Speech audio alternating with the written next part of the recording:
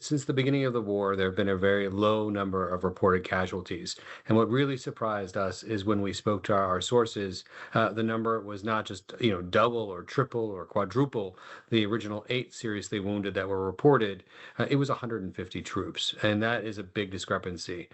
We don't know the categories of all these injuries. The vast majority, the Pentagon later confirmed to us, of these injuries is minor, but it's a big jump. So 108 of the troops that reported injuries or that were injured have reported back for duty, and that suggests that the injuries could be minor at least initially. In the case of traumatic brain injury, oftentimes the symptoms don't present right away. Even if a lot of these injuries are minor, it could really raise public attention to the costs of the war. And the costs aren't just in the number of munitions being spent. The costs aren't just in lives on the ground inside Iran.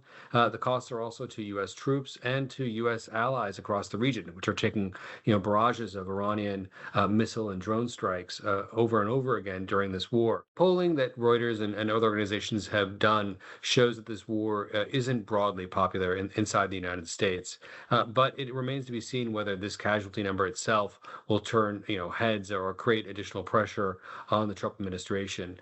President Trump and Defense Secretary Pete Hegseth, have both indicated that they are prepared for more casualties as this conflict continues, since Iran is firing, barrages of missiles and drones at U.S. Bases and at cities across the Middle East. So, in retaliation for the U.S. and Israeli attacks on Iran that started 10 days ago.